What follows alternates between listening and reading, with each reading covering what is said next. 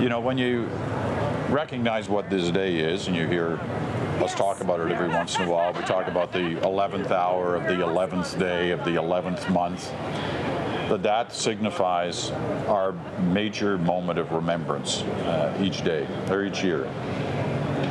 You think back to the very first one, it was 96 years ago. The very first 11th hour of the 11th month of the 11th day.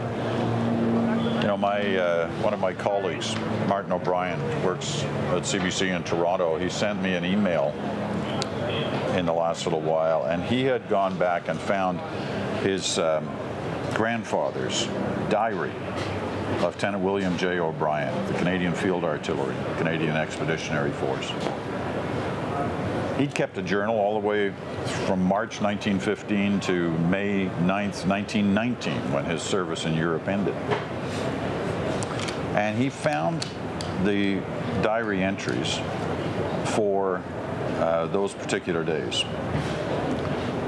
And I'm going to just pull it up here if I can, and repeat to you what he found in terms of course, the moment I want it. Do you think I can find it? But the expectation that was growing around the 10th of November, which was a Sunday, and then the 11th of November, which was the Monday.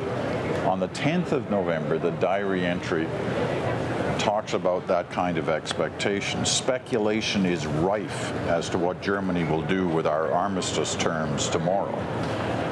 The Allies had presented their terms of surrender that they wanted the Germans to sign, and so the speculation was rife. What would they do? Would they sign it? So on Monday, the 11th of November, 1918, 96 years ago today, he writes, "My clerk, Aitchison, brought me a wire ordering us to cease fire at 11 o'clock. Occasional bursts of frantic cheering can be heard in the street, and we have posted up notices in French for the edification of the civilians." The next day, Tuesday, the 12th of November, he writes this, "Went down to Valenciennes this afternoon with Cole of the 4th Battery. Was the guest of Captain Hap Rolfe tonight, and we went to the Valenciennes Theatre, where we enjoyed the 4th Division concert party."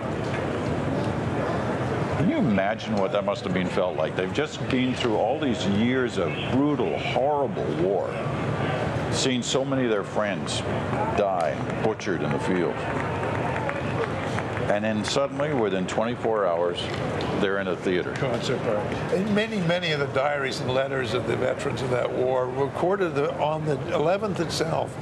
A sense of exhaustion was so severe. There was none of them found there was as much celebrating as you'd think, because they were just exhausted after years and years of this.